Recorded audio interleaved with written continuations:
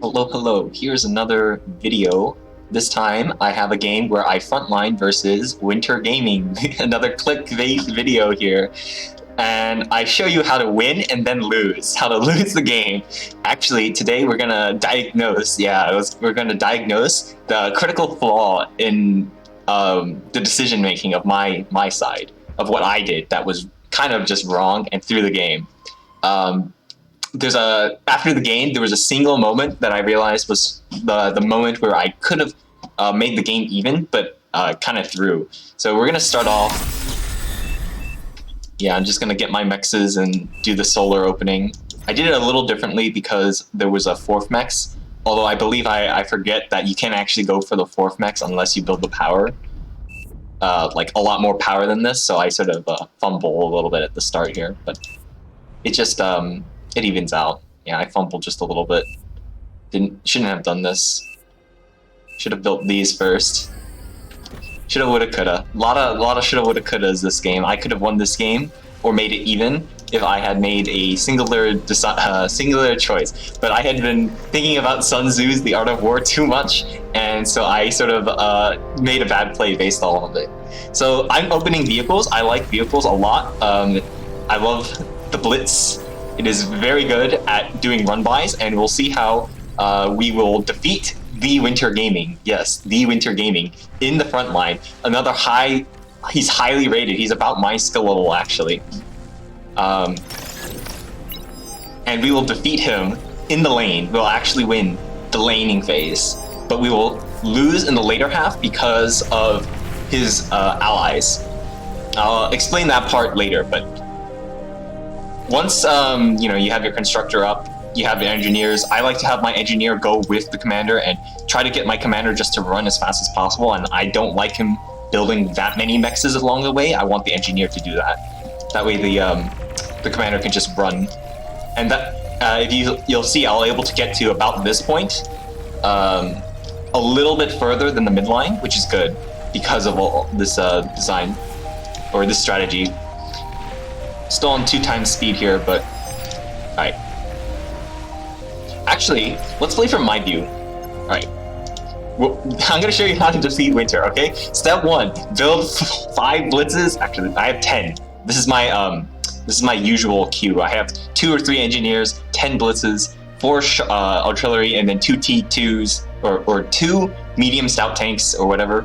After these 10 complete, you want to swap into mainly stout production instead of the blitzes, but you can still maintain a little bit of blitz production just so that if you want to do run bys later, you can just double click and get the blitzes that are in your army and have them run around. Okay, so what I love to do is I like to do run bys with the blitzes. They have 99 speed. They're really fast. The trees get in my way here, but I see the commander, so I just run away. Right? They're really weak to D-guns, right? Tanks are weak to D-guns, so you gotta stay away from commanders. Like, I was a little lucky on the timing there. I was able to micro them away. But I see his forces are here, so I'm like, let's just go around. This is exactly what I talk about in my other videos, where if there's an area of power, you just avoid it and you go hit the back line. And because these are tanks, light tanks, they're able to get decent trades against grunts because they have more mass in a concentrated area. That was a surround, and still the blitzes are all up. They finally have 1 go down. But look, because I'm able to just go around the commander, I'm able to get a huge trade against grunts, and I get 3 metal extractors. That is 6 metal per second denied for every second that he doesn't rebuild them, plus all the damage that was done. That was like a huge amount of damage from 5 blitzes, okay? Huge amount of damage. During that time, I have my commander queued up a few sentry turrets just to pin down this location. You want to make sure that there's no holes in your gap, so I have my tanks go down a little bit there. And from here, it's sort of just midline stuff. I have my artillery on the way based on the queue, so the leftover tanks here are more for defense purposes, letting me creep out with turrets, right? And the real thing is, I want my turrets or artillery to come up so I can start pushing again. And we have turrets to cover the artillery, and we'll turret creep up a little bit, just to keep pushing. So look at this position. look at this is the midline. I have denied these mexes from my opponent. I've also destroyed these. And my engineer, which is over here, is building these ones. So I'm effectively winning right now just because I've denied these and I will get these. And that will put me up 4 metal per second, but also puts him down 4 metal per second. So in effect, it's 8 metal per second difference. And I believe if you look at the income, you can see it's like a huge disparity. He's at 12 right now. I'm at 27, I believe. I don't think that's with reclaim. That's 27 because I have probably something going on here. But that's a lot of metal that's just denied from Winter here. So let's go. Oh wait, I had to click my character and then go back to player view. Yeah, let's continue. Got to go back to normal speed or 2 times speed. Okay, I do want to say that I hear from what I've heard that this player built 5 constructors, which is not what you're supposed to do at the start of the game. That's what I've heard, but I don't know. You can say that maybe he had a weak opponent. That is certainly possibly the case. My opponent or my ally was Winter had a weak ally. I had a strong ally. That might be a contributing factor to this, but I'm trying to maintain vision on this half or this very, very limited front line here to show you what you could do in your games to try to learn something from this. Okay, so we have this guy completing the last mechs. These guys need a micro out. Oh, actually, I decided to go in. Yeah.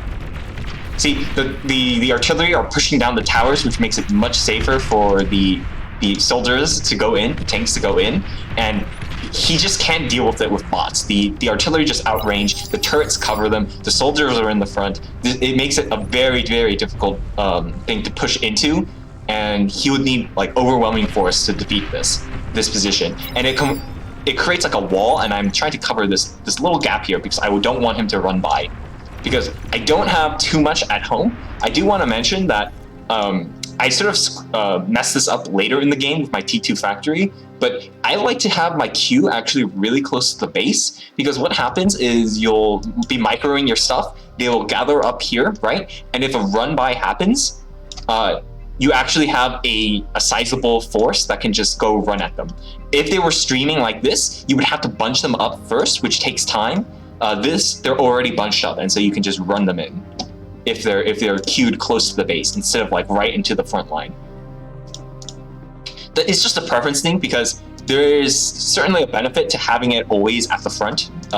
There's pros and cons. Another pro is having it like this is the bunches will arrive at the front like this, and so it'll be like a massive power spike, a wave that just crashes upon the enemy, and it can cause you to have favorable traits. It'll cause you to play passively when your army isn't here, and then when a wave arrives, you'll know it's time to push. All right, let's go back. So I'm gotta get my artillery back into this position. Every so often, I'll move them back just so that I'm ensuring that they fire at max range. And I use the fight command, the F key, fight, to make sure that they fight at the maximum range, usually. I just want them to be in good position. See, now I got my guys covering this corridor here, and now we're gonna push from this corridor. Okay, I see he's moving back, so I notice that there's a huge movement here, right? There's a huge movement here. That means he doesn't have turrets, and that means it's safer for my soldiers to make a play, which I believe I do very soon. See, we've completely bounced him off of this position, and we've won his mechs area as well. So now we are doubly winning. If I go and look at the mass income, I believe he's reclaiming something somewhere. Perhaps. I don't think he actually is reclaiming, but he's at 24, and I'm at 33. Still like an 8 or so mass difference, tick per tick. That really builds up with time. It allows your forces to really gather in strength. Oh, let's go back to my view, actually. Yeah, the turrets the soldiers are there ready to run in if something tries to rush down the artillery. And the commander is nearby as well. So see, we have them run back, and we have these guys try to cover for them. We do lose some, but you know, this is a relatively decent trade for me. Oh, I also see that, and I decided to focus that instead of fighting the soldiers. I want my artillery to just go uncontested completely here. That was a stealth field. taking that out lets my artillery keep firing without having to need like vision all the time. Yeah, you be sure to have radar in the area. I should be able to build a radar here, but you know, replay, what can you do? I want to express my dissatisfaction with building factories at the front line, okay? I personally think frontline factories are not good, just because of this situation where if this gets destroyed, you're kind of boned. But to be honest, even if his factory was back here, he was already boned in this situation. Absolutely boned, because I have complete mid control, and I'm winning the lane. I have economic advantage. Yeah, I just don't think factories in the front are usually worth it, because if you start losing, you start losing even harder. You also donate the huge mass income from this factory. So up to this whole point, I'm winning, okay? Then there will be a singular point up ahead where I sort of throw the game. See, look at that, 430 metal just donated, just because it's at the front. Yeah, so now I know I'm winning here. I've taken out his factory. That was a desperate artillery position there, but it wasn't quick enough. And we decide to start taking out these bases, or try to. I will say where my mistake was. It's very soon, okay. So up to this whole point, it's just formula for success. This is how you win games. We see a T2 factory, we want to get that down. Yeah, so now Teal's pretty much screwed as well. So two players we have, in a limited scope, in this field of the game, we've won the game, basically.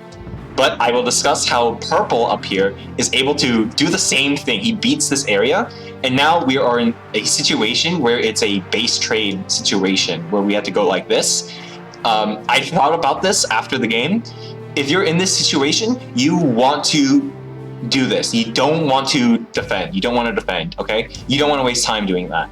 You want to complete the snake. Complete the snake. You want to do that. Because what happens is, as you chase each other, the first one to screw up loses.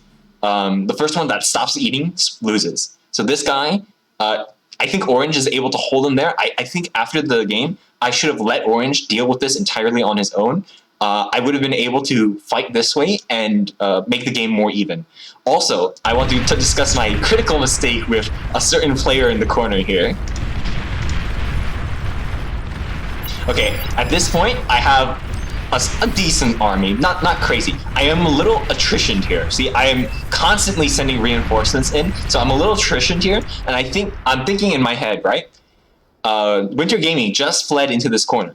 I think he's T1 because I didn't see a T2 factory at all, right? So I'm thinking, hey, instead of attacking this player over here where he had his factory up here, he probably doesn't have that much production at the base. Why don't we skip that and hit the other economies and cause a chain collapse up mid, right? Why don't we do that? That was my thought process, right? I told my ally, Winter Blue wants us to come, but this is not what you should do. When you're in a situation like this, or soon to be, you want to clear out everything, all right? Clear out everything along the way. Don't play with your food. Finish your food. Finish the lane. Complete your lane objective, which is to destroy the enemy player.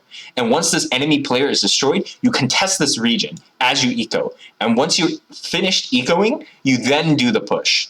Although, when you're contesting this region, you might do some pokes into the bottom side here. But you want to finish the lane. Finish the lane. That's the lesson I've learned today, is you must finish the opponent. I will discuss how, I want to show how he builds this pop-up battery, which is 700 range. I don't know the exact range of it, but it's something like this. My ally, I didn't notice this. He had Sheldons, which are 850 range, so they can sit out here and destroy that target, right? And after that, look at what's in the base. There's basically nothing. There's no soldiers. There's 2 comms, but you can just keep flooding that if you attack twice, right? If you attack twice, you can finish that. You now have an open lane with no players, and you can contest this region for reclaim. Do not skip them. Do not go like this. This is what I did. I did this, and he bites me in the butt because I had no idea he had 2 commanders. He uses 1 commander to get Tech 2. Actually, he had Tech 2. I had no idea he had this. We were lacking the vision. If we go back, I have no idea he has T2. I'm thinking he has some kind of I see this line, and I think he has some kind of turret there. I don't want to try it. But I should have looked at my ally and seen that he has Sheldons. We could have punched through this. But I was deciding I want to hurt the other economies first. But no, don't do that. Don't do that. Destroy the target first. Destroy your lane, okay? It's too hard to travel upwards. It takes a lot of time. Yeah, a lot of time is wasted here. We also run into more soldiers here. If we had destroyed this base, then we wouldn't have to fight a second wave that comes from over here. I thought he was trying to get T2 off this, so I was like not too concerned. But yeah, I'm very attrition though. I tried to go T2 as well. One of the problems with this is the rally point. It should be right here as well. I went T2 too early. I don't think I had that many of these. Yeah, I only had 1 or 2 of these guys up before I transitioned, so my economy was a little bit stalled. Or my soldier production was a little bit stalled. Yeah, you want to finish the lane. So this is the exact moment. This is the right when I showed you the Sheldons. That was the exact moment when actually right here we could have done it right now. We could have just destroyed Wintergaming. We could have ended his reign of terror right now, but we allow him to get Sheldons off the body, and that's not good. Also, this is happening, right? So we have to take that out before we go up like this. But the problem is I don't do that, and so this game just ends. This is a throw for me, honestly. I'm just gonna speed it up because that's effectively what happened. I won the lane, but this happened, and I did not respond properly, which was to actually finish the lane before moving on. Because purple does exactly that. He finishes the lane, and then he moves on. I tell my pink player to go up, but I don't have enough soldiers to take out, and without pink here, it's not enough to take out this base. I don't have Sheldons. I can't outrage these Scorpion batteries, and so I can't take out this base. It's not good. Yeah, purple will wipe. I will play this for a little longer to show you what happens. So you can see how we start getting boxed in, and at that point it's GG. Winter keeps poking in like this, and I'm not able to go like that.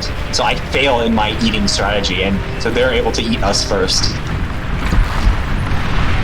Yeah, purple is just eating this way. Look, he's also got a huge clump at the front. I do not have a clump at the front. I've not been able to eco properly, or he's ahead just slightly in eco, so he's able to get the clump a little faster than me. Yeah, and I should have taken this out. Look at how far this is from this location. It's way too hard to defend the lane that you're not supposed to defend. It is really hard to defend that. You have to let the players that are next to it deal with them. I try moving my soldiers up here, but look, orange would have already dealt with this. So these troops that I've sent up here could have been right here, right now. And if pink did the same, we would have taken this out, we would have started eating by now. And this game would have been salvaged. It would have been 50-50. Instead, we let them get the entire area up here. Meanwhile, I don't get this area. I need this area, while purple needs this area. And he gets that, I don't get that. And that shows you why you should finish your food. Finish your food. Look, now he's poking out, and I simply don't have enough to deal with this, because I've sent stuff up here to deal with this. I should have let orange deal with it. Shoulda, woulda, coulda. I'm showing you how to win a lane and how to throw a game. This is how you throw, guys. How you throw. Yeah, it's grim. So now we're boxed in like this.